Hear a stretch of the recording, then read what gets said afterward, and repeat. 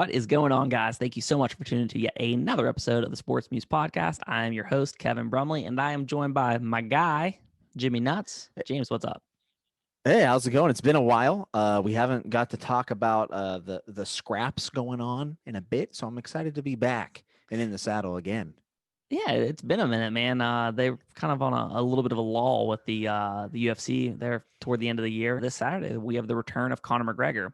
So neither of us have a ton of time. But we kind of wanted to talk about the main event. Start with your opinion of the fight and what you think is going to happen. So I mean, the reason why this fight is so interesting is the fact that we all recognize that Dustin Poirier has become a much better fighter over the last few years and switched weight classes and such, and has looked pretty great, minus Khabib and then a slip up against Michael Johnson at 155. I think this fight, unfortunately, my gut instinct is it's going to play out probably the same. I don't think that while Poirier has improved immensely on his entries on the feet, I just don't think that they're the recipe to beat Conor. I think it works very well against your normal right-handed fighter when you have an orthodox.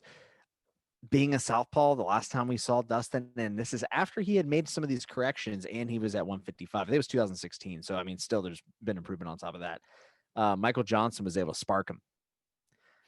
Conor sparked him, and now he's back against Conor, who I think, and I don't have proof of this, but I think that he has been training. I think he's a lifelong martial artist. I heard Stephen Wonderboy Thompson say that, and it really resonated with me. It's like, Conor's Conor. He's crazy, obviously. He likes to party up. He likes to live his life. But he's never came in and embarrassed himself. I mean, maybe you could say with the Floyd stuff, I get it. And, Khabib beat him up, but Khabib's beat up everybody, right? He came in, had a game plan. He had good takedown defense in round one. He still got taken down. I'm not disputing the fact that he got his ass whooped. Whatever he says about that topic it's just, it's noise. It's not real. But Conor's going to be ready. And I think Conor's hands are probably better than they were after having all that extensive boxing training. And he's still just as elusive as ever. I'm not impressed by his win over Donald Cerrone because Donald Cerrone's at a point in his career where I don't think that's a valuable win for someone at Conor's level. But Conor did show that he can still throw the dangerous kicks, still mix it up. And I think he mixes it up better than Dustin. And Dustin did throw a good amount of kicks against Dan Hooker. They didn't look amazing. I didn't think they were super effective. And I just think that Conor has too many weapons. And a lot of times we see a rematch, like we've seen with DC and John Jones, right? When they run it back, it's usually just a worse result for the loser. Not always, but most of the time. So that's my gut instinct. No, I think that's fair, and I see everything you're saying. Just to kind of play devil's advocate a little bit, the thing that kind of worries me and gives me trepidation about betting on this fight or picking McGregor is the fact that we've seen McGregor. The fight with Donald Cerrone lasted 40 seconds, is what it technically says. The fight really lasted about 35 seconds, and that means he's fought for 35 seconds in the past 27 months. At a certain point, I just think Donald Cerrone was simply outgunned.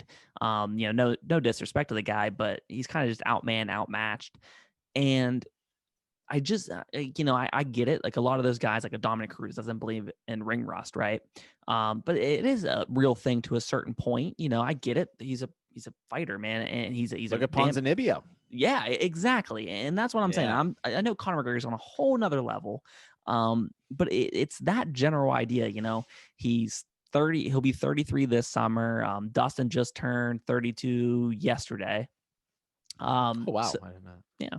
So with that said, a lot of their traits kind of same height, almost identical reaches, about same age, almost the same amount of, professional fights.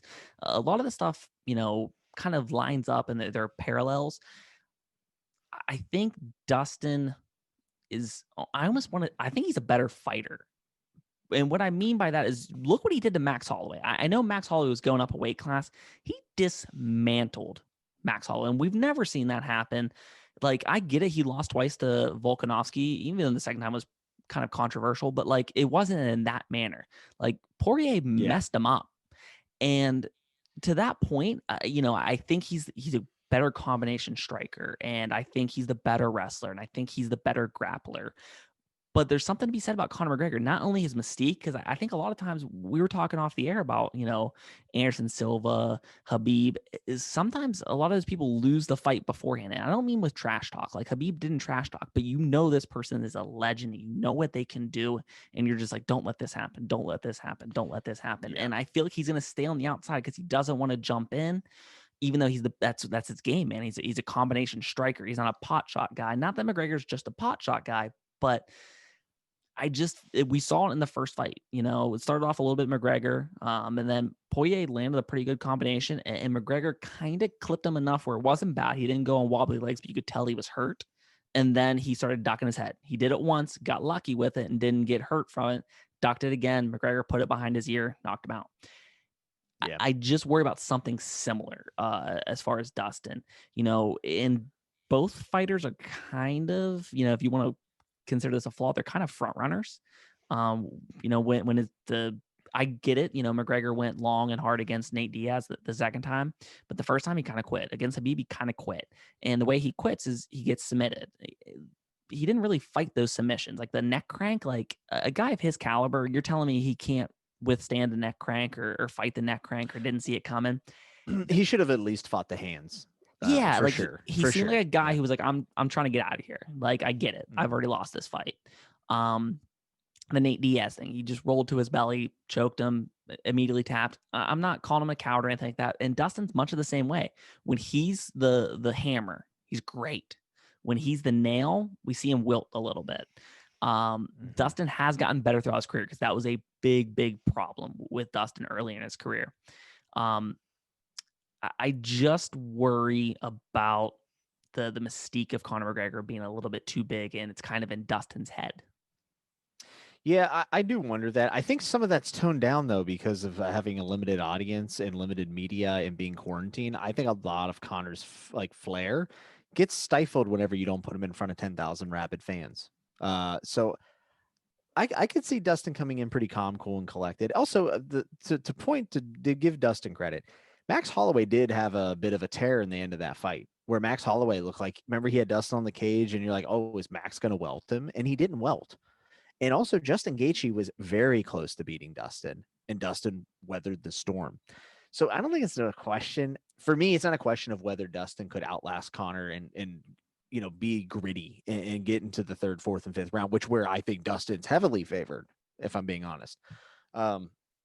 Just because Conor's not that guy. He's not the guy to go 3, 4, and 5 at full speed. Sure. Where Dustin's going to be there. I mean, Dustin's going to be going at least 70%, 3, 4, and 5. We saw with Dan Hooker. Yep. He was tired, but he was moving forward and throwing some serious heat.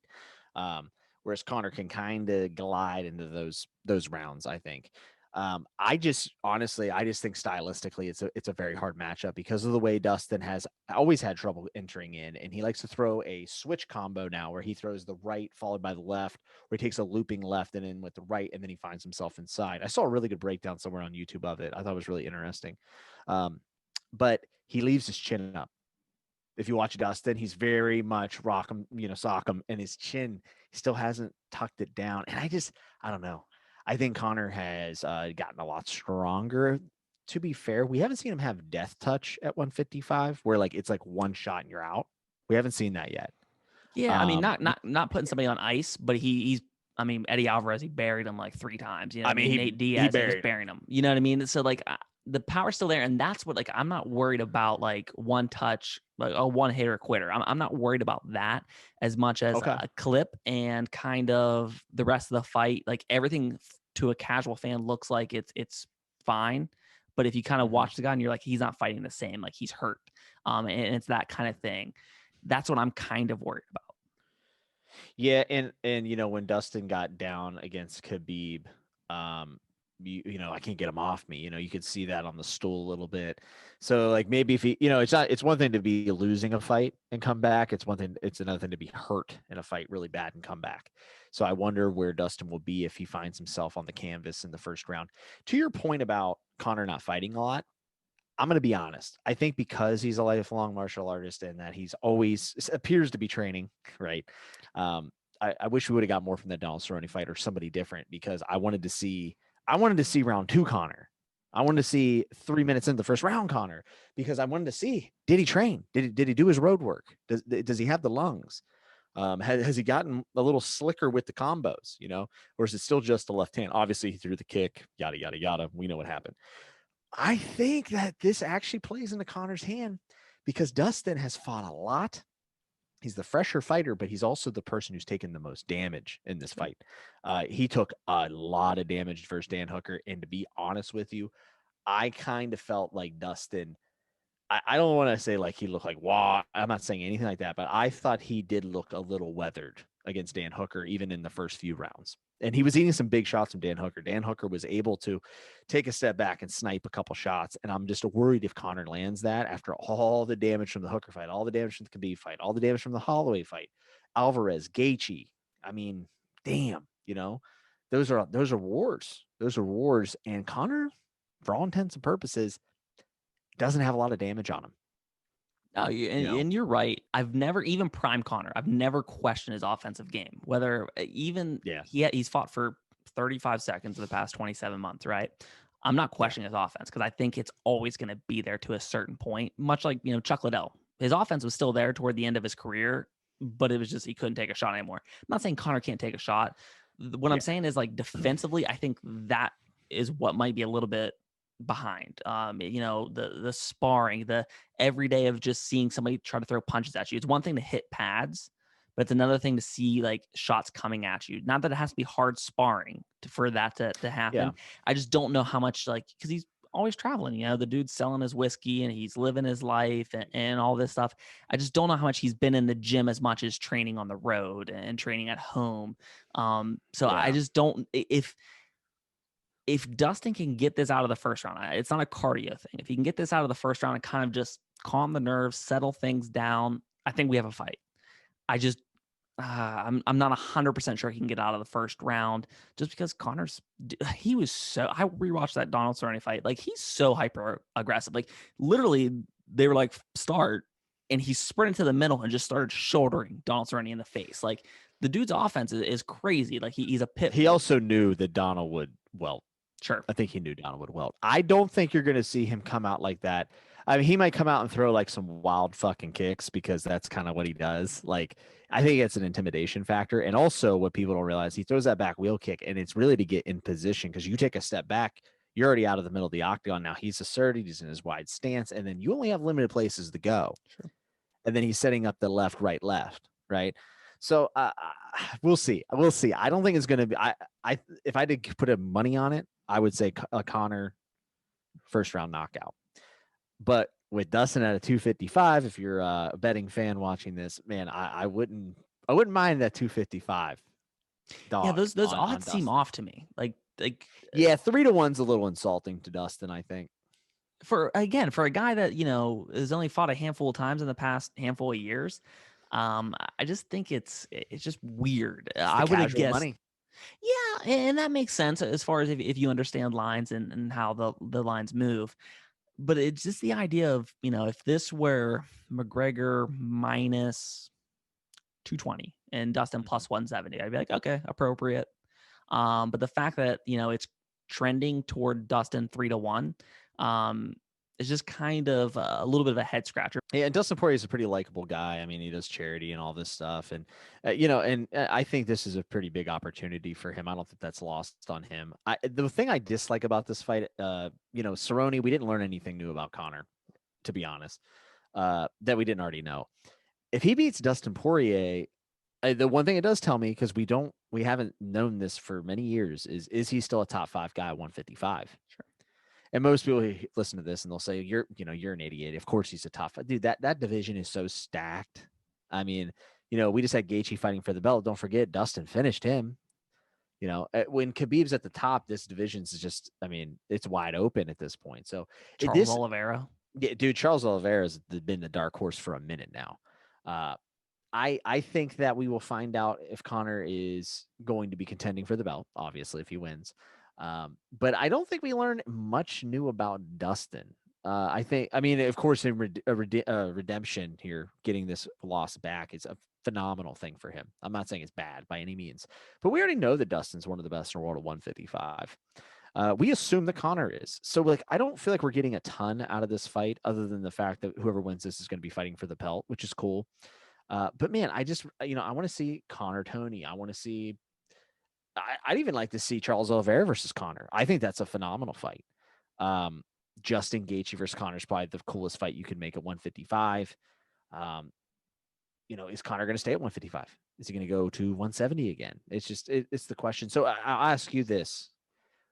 What happens if we already know what happens if Conor wins this fight? He's going to get a title shot. What happens if Conor McGregor loses to Dustin Poirier on Saturday night? Because that's all anyone will care about. I honestly think he either, if I had to put percentages on it, I would say there's an 75% chance next fight you see him is in a boxing ring. I would say there's a 15% chance you see the Nate Diaz trilogy, and I'd say there's a 10% chance you never see him again. I think that. So I think the Nate Diaz trilogy makes the most sense. I'm going to go out on a limb here. If Conor McGregor loses on Saturday, you will not see him fight again in 2021. And I know that's probably not the biggest hot take in the world because he only fights once a year anymore. But he's saying, I'm going to fight 3 times. I'm going to fight 4 times. Okay. Yeah. I think if he wins, 2020.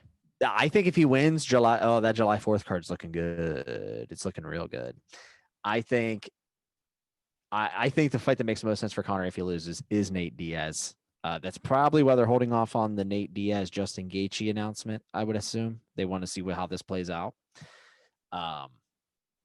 Yeah, man. I think it does a lot of damage to Conor's brand, because even people I know who aren't super into MMA, whenever he beat Cowboy, it was kind of, oh, it was cool. I'm glad to see Conor kicked it shot, but they're like, we kind of expected it, Sure.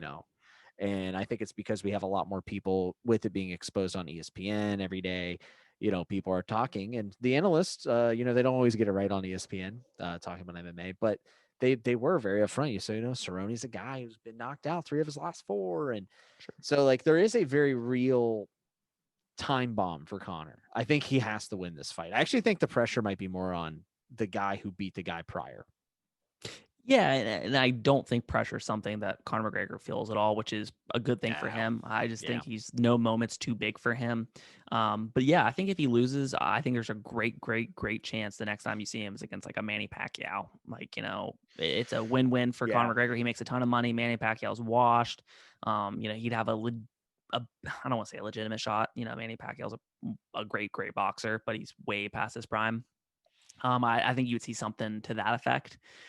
But it's tough, man. It's tough because it's at a certain point, it's like you don't fight regularly enough to work your way up the ladder, even though he, talent wise, he's a top 5 guy.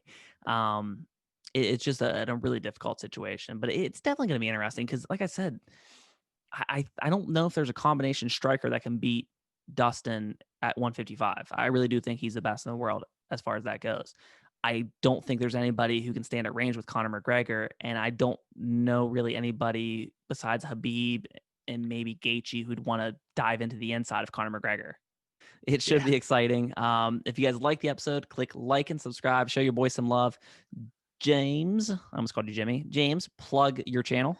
Yes, so I actually review sci-fi and fantasy books and a lot of Stephen King over at the Fantasy Network is my channel. And if you're into that, or if you've ever been into anything like Stephen King or any fantasy, Lord of the Rings, all that good stuff, all that nerdy stuff, you got a home, you got a community, and it's here with the Fantasy Network. I'm always over there talking. I'll be doing some live streams to hang out and talk about Gandalf and other nerd shit. So stop by, say hi. Check it out, guys. The link will be in the description, and we'll see you guys next time.